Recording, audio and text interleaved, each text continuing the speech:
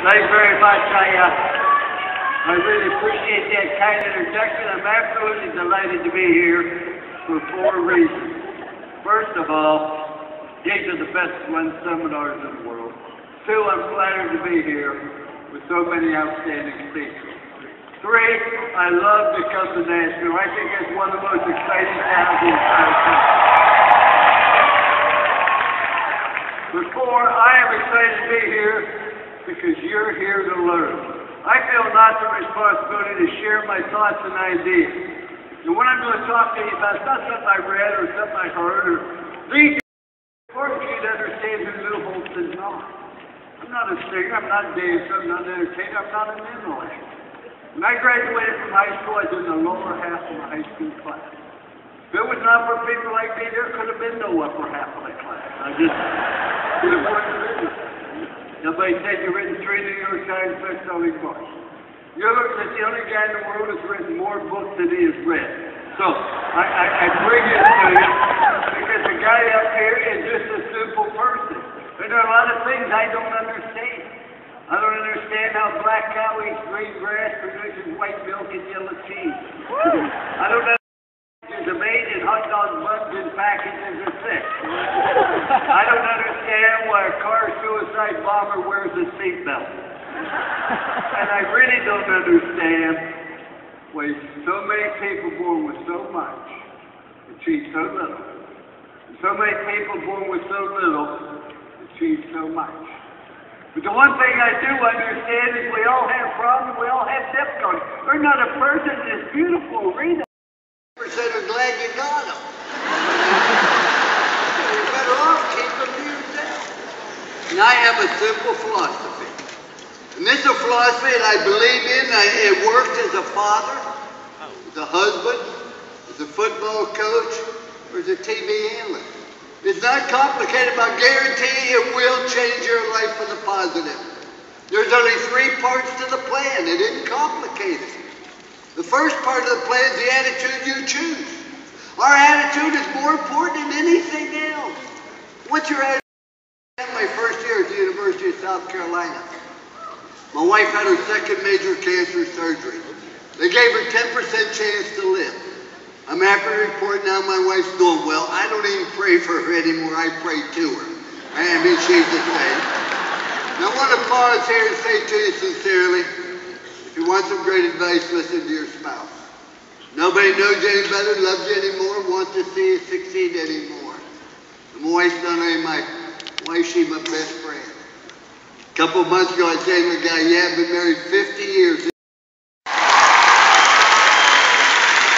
I said, my wife's my best friend. The guy said, no, you're wrong, your dog is. I said, you're wrong, my wife's my best friend. He said, try this. Lock your dog and your wife in the trunk of the car, come back in 2 hours and see which one's happy to see you.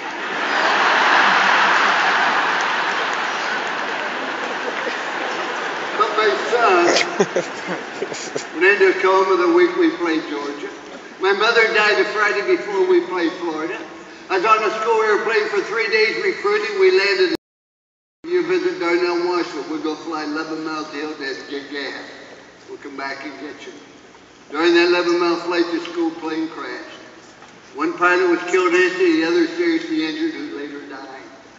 We lost every football game we played that year. We went 0-11. And I had a kicker that said, I can't kick when you're watching.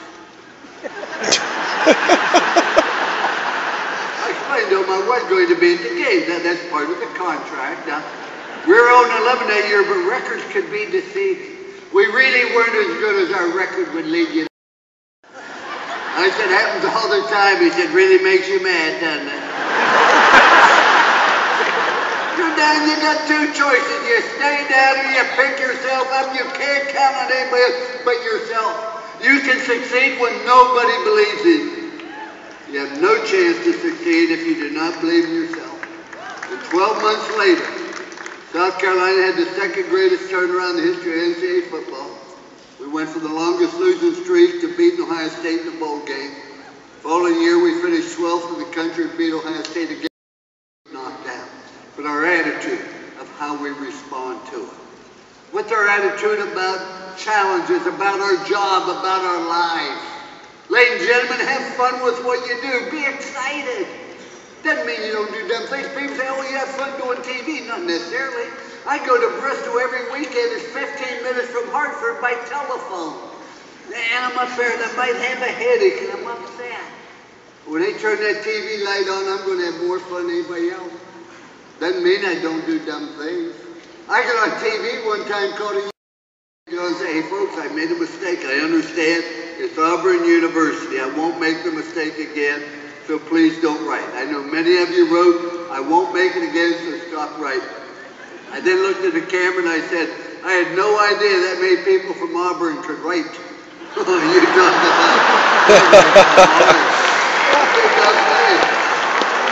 And Mark May's a great guy. He's smart, he's intelligent. We have no teleprompter, no script, no rehearsal. It's all ad-lib from the mind. That guy's smart, but he looked at But I love the guy. But I ride him all the time. I called him not long ago, and I don't want to offend anybody, true story. I called him, I said, Mark May, I just saw a bumper sticker reminded me of you. He said, what did it say? It said, Jesus loves you. Everybody else thinks you're an asshole. That was a true bumper sticker, right there. It also said, honk if you love Jesus, texting you driving, you'll meet him. But I never had fun with what we're doing. Negative things. A few years ago, we took Notre Dame to New Orleans to play Miami in the Sugar Bowl. Now we were an underdog. I felt we'd win the game, which we did, but those people didn't think we would. And so I always want our team to be home for Christmas. During those 2 days, I took my wife and my 4 children. We went to Orlando. We went out to dinner. We have 4 children, they're all girls but 2, and I'm real proud of that. And I'm out there, I'm in a great mood. The waiter came up and he recognized me. He said, you're Lou Holtz, head coach of Notre Dame, aren't you? And I said, yes, sir. He said, let me ask you a question, coach. What's the difference between Notre Dame and Cheerios? I said, I don't have a clue. He said, Cheerios belong in a bowl, Notre Dame doesn't. Made me mad. I'm competitive, and my wife said, you're going to let somebody you never met before, you're never going to see again. He doesn't care a thing about you, and you're going to let him ruin this evening with your family? Because something stupid he said. She said, you cannot let other people control your attitude. I said, honey, you're right. My attitude, back over, and I said, son, let me ask you a question. What's the difference between Lou Holtz and a golf pro? He said, I don't have a clue. I said, a golf pro gives tips, which he found out.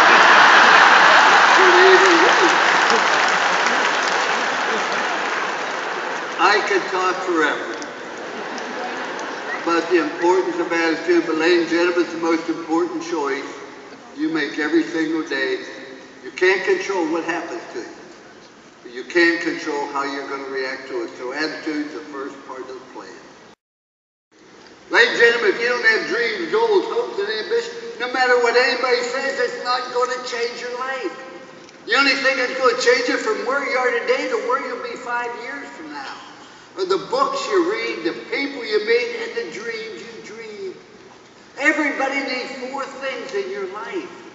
If you don't have 4 things in your life, you're going to feel a void. Everybody needs something to do.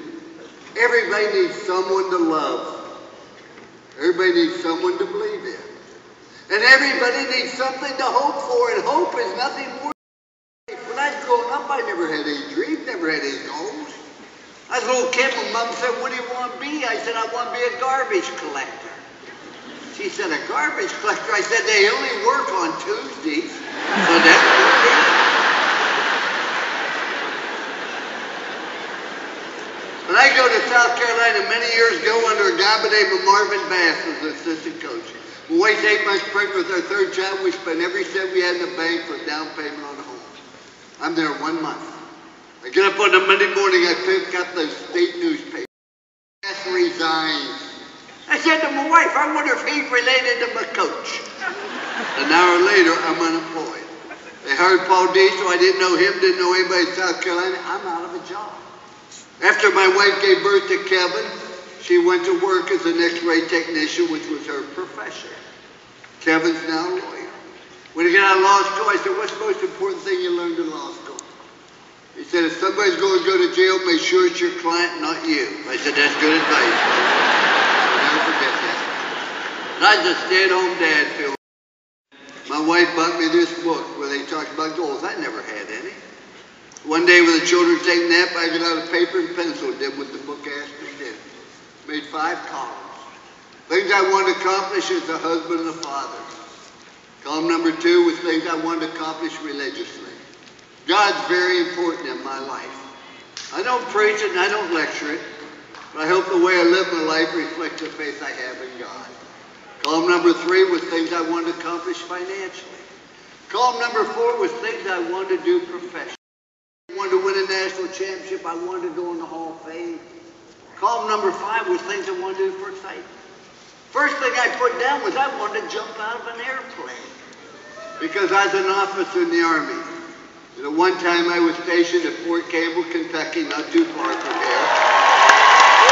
And I'd watch them jump out of an airplane. I want to pause here and tell you, I learned more in the military than I ever did in the college classroom in this country. Would be better off if everybody had to spend 1 year in the military, I believe. I'm tired of everybody telling me what to do. I'm going to join the Marines. Oh, yes, I do.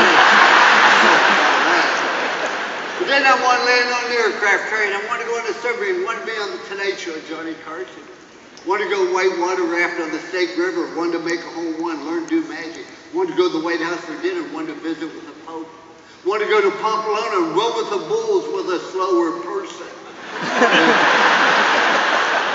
I had 107 of them. My wife come home, I said, honey, here's 107, we're going to do them all. She looked at him, I'll never forget, she said, gee, that's great. She said, but why don't we make it 108? Now the 108, we have done 102 of those original. I've done everything I mentioned, except run with the bulls. So see, ladies and gentlemen, decide what you want to do. Ask yourself 25 times a day the word win. Win stands for what's important now.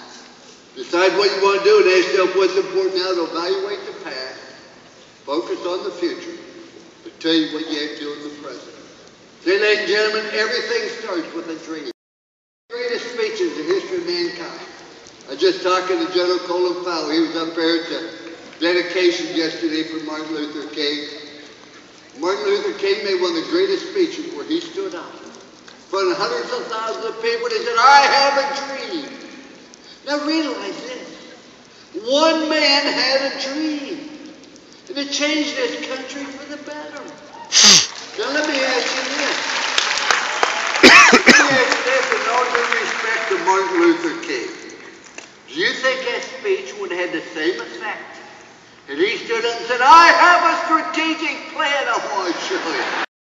Strategic plans. People have dreams. And don't make the mistake I made. Done a lot of dumb things. One thing I regret, we went to Notre Dame, we took program on the bottom, we took it to the very top. And for 9 straight years, we went to a January 1 bowl, the sugar, the cotton, the orange, and the fiesta. Nobody's done it before, nobody's done it since. We took that thing on top, we maintained it. It's the thing I regret the most. There's a rule in life that says you're either growing or you're dying. The tree's either growing or it's dying. Marriage. So's a business. So's a person. Has nothing to do with age. There are no age restrictions on goals. I'm so old right now, my birthday candles cost more than the cake. But you have to have dreams and goals. That is so critical. But we get on top and you say, that's pretty good. Let's maintain it. Let's not risk anything. Let's not change anything. We have a pretty good life. Let's maintain it. When you maintain, you're dying. You have no reason to celebrate. I left Notre Dame. I thought I was tired of coaching. I was not tired of coaching. I was tired of maintaining. So everything starts with a dream, an attitude, and a third part. Make good choices. Wherever you are today, good or bad, is because of choices you make. Choose to do drugs, drop out of school, run with the wrong people. You're choosing to end up with difficulties in your life? How do I make good choices? It's not hard. Everybody you meet asks 3 questions. Japan, Africa, South America. Everybody you meet asks these 3 questions subconsciously. First question everybody asks, can I trust you? Second question everybody asks, are you committed to excellence? Oh, you can have all the slogans you want. First will be best, then will be first. You send a message, are you committed to excellence? How good do you want to be? And the last question everybody asks, do you care about me? That's all. So I only have 3 rules. But I'll always enable you to make good choices. Rule number 1, do right. Do right and avoid what's wrong. If you ain't doubt, get out the Bible. I think it's right to be honest, right to be on time, right to be loyal. I think it's wrong to practice sexism, racism, spousal abuse. I think it's wrong to find another person's wallet before they lost it. Just do the right thing. I think it's wrong to be bitter. We've all had injustices done. They generated in the history of Arkansas. Second best in Southwest Conference, only to Dare Royal. 7 years, 4 top 10 finishes, 7 bowl games, graduated the athletes, read an honest program. I got fired. I was so mad I wanted to go to the media. My wife said no. We know what we did, we'll move on. She would not allow me to be bitter. 2 years later, Notre Dame's looking for a football coach. They called Frank Roy and said, we're thinking about Lou Holtz, but we wondered about his experience with you. I've ever had, I'm going to try to hire him back. I made a mistake. If you can hire Lou Holtz, don't even talk to anybody else, go hire him immediately. I end up at Notre Dame because of the guy that fired me in Arkansas because my wife did not allow me to get bitter. I'm not saying you'll never even be bitter, but when you're bitter, I'm going to tell you, you get bitter, society, blame everybody else. When you pass away, your wife's going to have to hire pallbearers because you won't have 6 friends. And this is the only joke I tell. My wife gets bad when I tell her. Guy's in the hospital. I said, Ethel, I remember we got married. I got fired from 2 jobs. Every time you're right there encouraging me, support me. Then I joined the Army. You joined the nurses course. You could be with me. And I remember when I got wounded, you were right there with me, encouraging me, support me. And after the service, I started 5 businesses. They all failed. And every time you're there, encourage me, support me. Here I am, 83 years of age in the hospital, you're still support me and encourage me. And Ethel, I want you to know I've come to the conclusion, you're bad luck. You just do right. Rule number 2. Do everything to the very best of your ability. That's all. The one thing I learned from Winnie Hayes when we won the national championship, I was assistant coach. Your obligation as a leader is not to be popular. Your obligation not to be somebody's friend. Your obligation to make people the very best they can be. And that can only happen when you have standards for people they're capable of reaching and you encourage them to support them that they can achieve great things. Best you can with the time allotted. You know, ladies and gentlemen, when I was in Arkansas, we're going to go play Oklahoma in the Orange Bowl, and I had to suspend 3 athletes. Scored 78% of our touchdowns. They took me to court to try to get an injunction to play. The Attorney General for Arkansas represented me, Bill Clinton. He won the case, but I lost the team. We went down to play Oklahoma. And we were the largest underdog there's ever been in a major bowl game. Because I had to suspend 3 athletes, scored 78% of our touchdowns. Our team was very down, distant, very negative. I had a team meeting, and I want to remind you, every story I tell you is absolute truth. As the players came in, their head was down, I said, gentlemen, I know why we can't win. Every day I read about the great players from Oklahoma going to play. And every day I read about the great players from Arkansas that are not going to play. But I've never read one positive comment about anybody in this room, so I know why we can't win. Tell me why we can't. For a while, nobody said, man, get up and said, Coach, we have the #1 defense in the country, which we did. He He said, so we aren't going to get beat near as bad as everybody says. Wasn't what I wanted, but it was a step in the right direction. Then they point out we had a great competitor quarterback, we had a great punter, great place kicker. We had a great offensive line. I wanted them to say they had a great coach. That never came up. But when they left the room, it was a different team. Why? They focused on what we could do, what we lost. They started looking at what we had and not what we lost. That football team was a 24-point underdog, beat Oklahoma a couple nights later, 31-6, when they were number one in the country. Not because of coaching, but because a group of people looked at what we could do. Stop worrying about why we could not do something. That's what a commitment to excellence is. And the last rule we have, show people you care. Ladies and gentlemen, that's all it is. I mentioned about my wife, we're opposite. Attract and then attack, and that's true. But she only did one interview because they asked her about cancer. The question they said, what'd you learn from having cancer? She said, I learned how much my family loved me. Ladies and gentlemen, we didn't love her anymore because she had cancer. The fact is, we showed it more. Why does somebody have to have cancer before we show them how much we love them or appreciate them? Ladies and gentlemen, there's not anybody in this room. There's not anybody in this room that doesn't need a kind smile. Never go meet anybody again that doesn't feel the same way. People want to know you care about me. All business is helping people get what they want. You talk about all the business plans, everything else, it's simple. What does people want and how can I help them get it better than anybody else? Just those three rules. Do the right thing, do the best you can, show people you care, that's all. You follow those three rules, you'll make good choices. And I do magic a little bit, like do a simple little trick. Paper, they have the front page for people who want to read the news. You have the comics for people who can't read. You know. And we have the editorial page for people who can't think. But what I think is critical in this world, here's what I want you to do. I want you to take two people. Could be anybody in this world.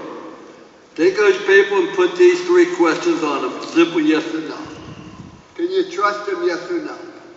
Are they committed to excellence? Yes or no? Do they care about you and the organization? With a phone book when I was younger, but I guarantee the person you admire and respect, you said yes to all three questions. The person you got a problem with, you pinpointed the problem. Either you can't trust them, they aren't committed, or they don't care. Now, somebody said,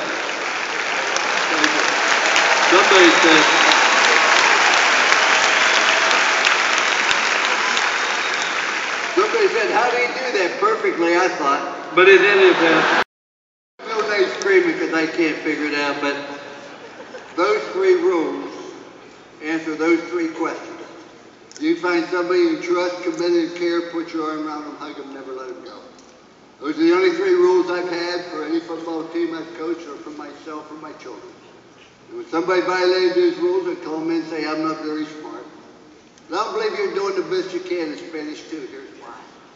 Got an A in Spanish 1, you're getting a D in Spanish 2.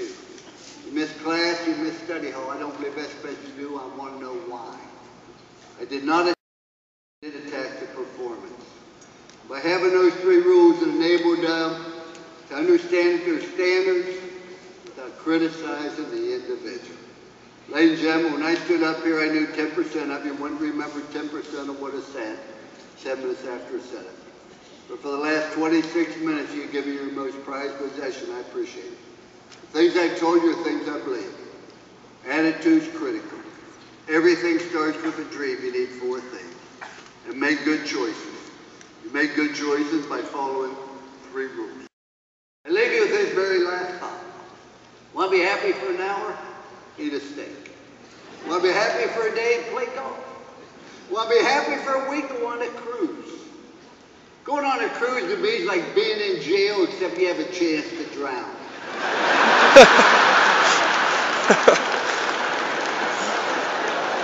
You want to be happy for a month? Buy a new car. You want to be happy for a month? Buy a new car. Want to be happy for a year? Win the lottery. Want to be happy for a lifetime? Make good choices. Thank you very much.